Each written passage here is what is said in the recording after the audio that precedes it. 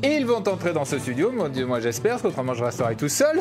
Voilà, Jacques-Alain Bénisti, bonjour, député du Val-de-Marne, et Pascal Peuplin, député socialiste de Seine-Saint-Denis, bonjour à vous deux. On va peut-être commencer par une question, on en parle beaucoup ces derniers jours, cette proposition du député écologiste François de Rugy, député nantais, qui se prononce pour le vote obligatoire, comme ça existe en Belgique et en Australie notamment, et ceux donc qui ne voteraient pas, eh bien, ils paieraient une amende de 35 €, je crois. Hein. Qu'est-ce que vous en pensez? Est-ce que c'est une bonne idée? C'est une idée. Je dirais qu'effectivement, on a les uns et les autres à analyser. D'ailleurs, la première mesure qui a eu lieu, c'est évidemment l'automatisation et, disons, la validité du vote blanc.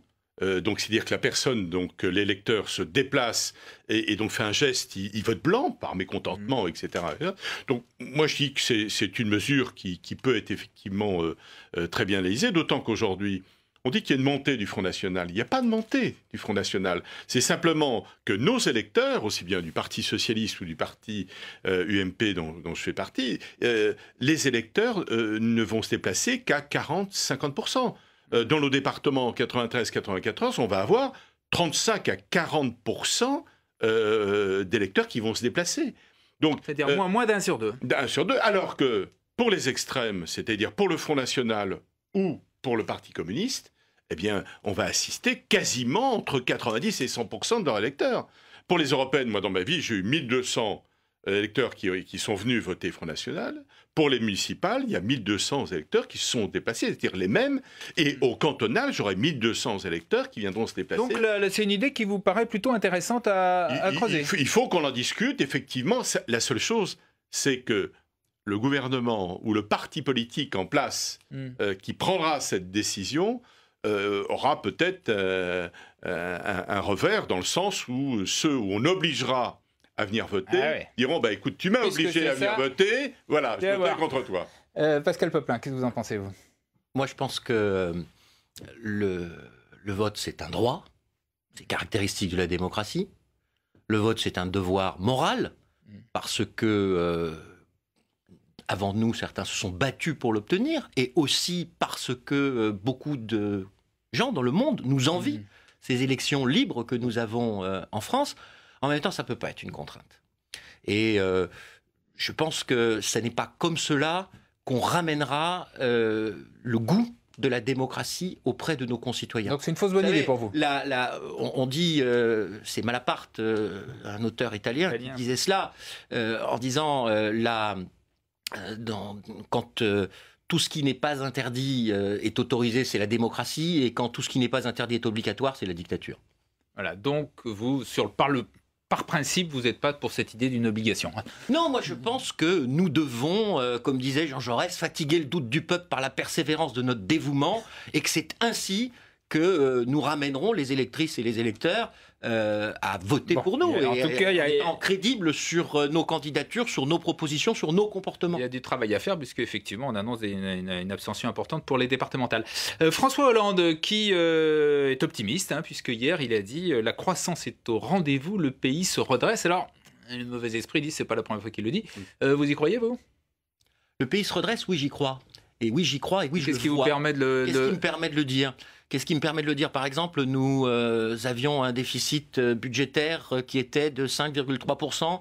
Nous l'avons réduit d'un quart dans la période. Plus de 4% quand même. Nous l'aurons réduit d'un quart cette année, avec l'important travail qui a été fait en termes de réforme et d'économie dans les finances publiques. Oui, mais ça, c'est pas la croissance, ça. La croissance, elle arrive à 1%.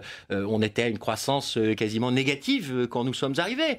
L'éducation, les efforts qui sont faits pour redonner de l'air à un domaine qui avait été sinistré au cours du précédent quinquennat, la sécurité, le travail qui est mené pour renforcer les effectifs de police après la saignée que nous avons connu au cours du précédent quinquennat. Et j'irais même jusqu'à dire la propreté de nos autoroutes. Nous sommes élus l'un et l'autre d'Île-de-France, où avec la révision générale des politiques publiques, on avait abandonné complètement l'entretien des abords des autoroutes. L'effort qui vient d'être décidé par le Premier ministre, 5 millions d'euros, pour concrètement améliorer la vie quotidienne des gens. Oui, ça fait partie du redressement de notre pays. Oui, nous réparons un pays qui, effectivement, était dans une situation particulièrement difficile. Jacques Calin-Bennisti, est-ce que vous partagez cet optimisme ? Écoutez, il y a une part très importante dans, disons, cet esprit de relance, évidemment, des entreprises, c'est la confiance.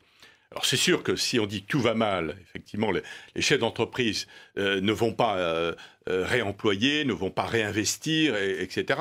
Donc de dire qu'il y a un frémissement, effectivement, dans l'économie qui permet de dire que ça va aller mieux, pourquoi pas, sauf que malheureusement, le président de la République est totalement incrédible, notamment à l'égard des chefs d'entreprise. Alors, évidemment, quand on discute avec le Premier ministre, oui, mais enfin, si on dit que tout va mal, etc., malheureusement que ça va durer et autres, on ne va pas inciter, je dirais, les aspects de l'économie qui vont pouvoir reprendre. Donc, je pense qu'il y aura un frémissement. De toute façon, comme dit notre cher collègue André Santini, on est au fond de la piscine et on continue encore un petit peu à creuser. Donc, c'est vrai que tard, on va remonter un peu. C'est-à-dire que ça peut pas être pire aujourd'hui que ça l'est actuellement. Donc, moi, je pense qu'il faut essayer, c'est vrai, de redonner confiance aux entreprises. C'est-à-dire qu'on a des entreprises qui, avec la loi Macron, c'est vrai, sont un petit peu aujourd'hui libérés, un petit peu, je dirais. Écoutez, on ne nous a pas laissé la possibilité de voter. La démocratie. Vous n'aviez pas annoncé votre intention de le faire, sinon on vous aurait je suis désolé, on était un certain nombre à dire qu'il y avait des mesures à l'intérieur, d'ailleurs qu'on avait effectivement préconisées dans le précédent mandat. On était un certain nombre, anciens chefs d'entreprise, je dirais les 100 députés qu'on avait dans le temps, chefs d'entreprise, qui était député, avait préconisé un certain nombre de ces mesures. On ne comprend pas pourquoi à ce moment-là la droite ne l'a pas voté, n'était pas prêt à la voter. À part quelques-uns.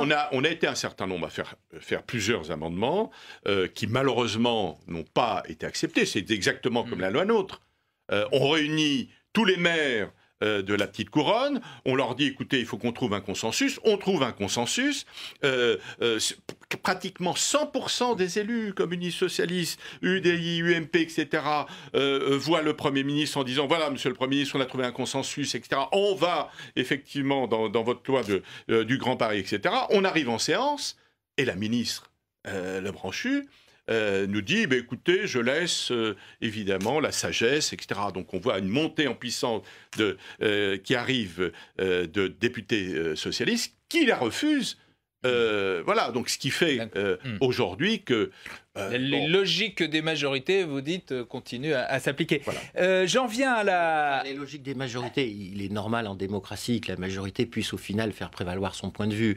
Mais je crois, et quand on parlait tout à l'heure de ramener les électeurs vers les urnes, qu'il faut aussi que sur un certain nombre de sujets, on sache se rassembler. Et moi, lorsque je vote, je considère toujours non pas est-ce que c'est l'idéal de ce que je souhaitais, mais est-ce que ça représente un progrès, est-ce que ça représente une avancée par rapport à la situation antérieure, et c'est comme ça que je me détermine.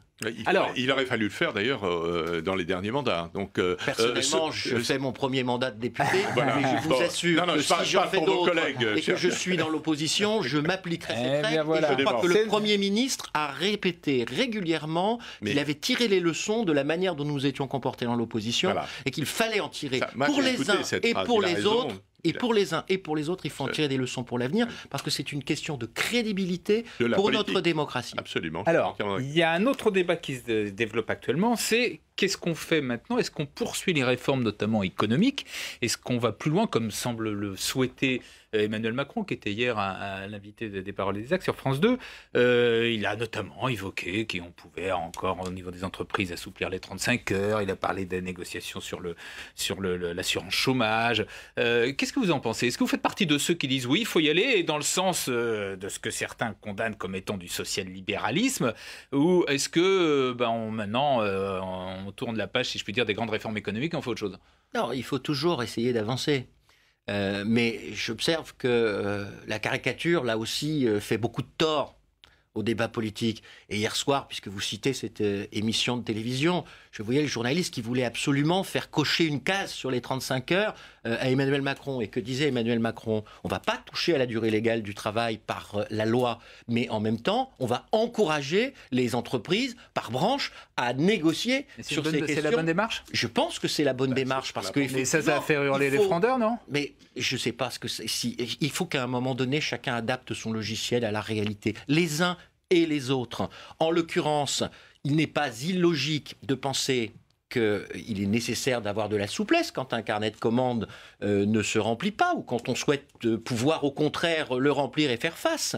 Mais en même temps, je ne fais pas partie de ceux, ça, je laisse ça à Nicolas Sarkozy par exemple, qui ne cesse de le répéter alors qu'il ne l'a pas fait, qui considère qu'il faut déchirer le code du travail et qu'il ne faut fixer aucune règle et qu'il n'y ait aucun cadre. Donc je pense qu'il faut que la durée légale du travail soit de 35 heures dans notre pays et en même temps qu'il y ait les souplesses et les adaptations nécessaires. Ça doit se faire d'abord par la discussion entre les partenaires sociaux et ça n'est certainement pas en abrogeant ce type de texte au plan législatif qu'on fera avancer les choses. Jacqueline Bennisti, des réformes? Écoutez, Pascal Peuplin, c'est son premier mandat. S'il avait été dans l'autre mandat, il aurait donc voté effectivement les lois qu'on a proposées, c'est-à-dire la liberté de choisir pour un chef d'entreprise, en fonction, c'est vrai, de son carnet de commandes.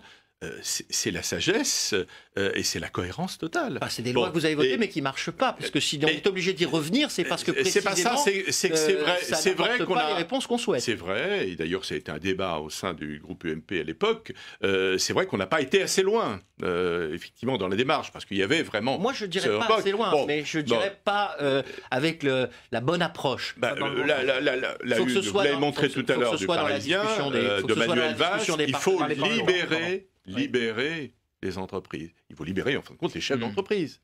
Aujourd'hui, les chefs d'entreprise, il y a eu un sondage qui a été fait, seuls 7% de ces chefs d'entreprise veulent aujourd'hui embaucher. C'est pas comme ça qu'on va effectivement réduire le chômage. Donc, il faut effectivement, l'aspect de la confiance dont j'ai parlé tout à l'heure est un aspect important pour les chefs d'entreprise, mais il faut les libérer. C'est-à-dire que le fait de dire un chef d'entreprise avec celui qui va embaucher, lui dire voilà, je vous embauche, bon, si ça fonctionne, très bien, si le carnet de commandes est plein, très bien, si ça ne marche pas, on se met d'accord ensemble pour que vous quittiez l'entreprise parce que ça ne marche pas. Donc ce climat de confiance qu'on appelle le contrat unique est aujourd'hui indispensable. Si on faisait ça, eh bien je peux vous garantir que les chefs d'entreprise embaucheraient et que enfin le chômage diminuerait, non pas artificiellement, parce qu'aujourd'hui, avec tous les contrats jeunes, contrats d'avenir, etc., c'est pour ça que le chômage... Heureusement qu'il existe. Non, mais il existe. Moi, sur cette question... Non, mais c'est bien pour les jeunes. Mais dire que le chômage diminue, ça y est, il y a une reprise... On n'en est pas encore là, mais personne ne le dit pour l'instant, je crois. Mais je me méfie aussi et des solutions toutes faites et des slogans. Libérer l'entreprise, et si on libère l'entreprise, tous les emplois... Moi, ça me rappelle M. Gattaz, non pas l'actuel, mais le père, qui en 1986 disait « Supprimer l'autorisation administrative de licenciement, il y aura 400 000 emplois créés, on ne les a jamais vus. » Non, il faut faire attention, parce que parfois, votre notion de la liberté, c'est quand même le renard libre dans le poulailler libre. Et ça, c'est pas forcément toujours... Le renard de dire que les chefs d'entreprise sont des renards, à mon avis, ça va leur faire plaisir. C'est absolument pas ce que je veux dire. Je veux dire que quand il y a une absence de règles, il y a des abus. Donc il faut trouver des règles, il faut trouver des règles qui sont suffisamment souples et pragmatiques. C'est ce que s'efforce de faire Emmanuel Macron. On termine un mot sur ce week-end de grève et mobilisation des médecins contre la généralisation du tiers payant. Question simple, est-ce qu'ils ont raison ou est-ce que c'est une nouvelle preuve de la difficulté de réformer en France et du conservatisme? Jacqueline Bennisti. Moi je crois encore que le fait de fonctionnariser un petit peu les médecins aura des effets totalement néfastes. Pour être vous êtes contre la généralisation du tiers payant? Je suis contre, oui, parce que il faut regarder la situation aujourd'hui de notre pays. Si on crée effectivement une facilité d'aller voir le médecin parce qu'on ne paye pas... C'est ce qu'on va vous dire que c'est ce qui existe dans 24 pays européens. Oui, d'accord, mais Oui, mais Pourquoi vous mangez justement, mes arguments Mais j'en ai d'autres contre vous. on va faire en sorte d'aller chez le médecin, étant donné qu'on ne paye pas, on va y aller souvent. C'est-à-dire que le médecin va voir arriver, je dirais, des personnes qui vont y aller 2 fois, 3 fois, 4 fois par semaine, en disant vous me demandez, donnez-moi un autre médicament. Les médecins ont raison, il ne faut pas généraliser le tiers payant. Moi, je crois que non. Alors, Pascal Poplin, même question. Et effectivement, est-ce que c'est vraiment indispensable de faire ça maintenant alors qu'il y a des déficits de la sécurité sociale? Pourquoi on le fait d'abord?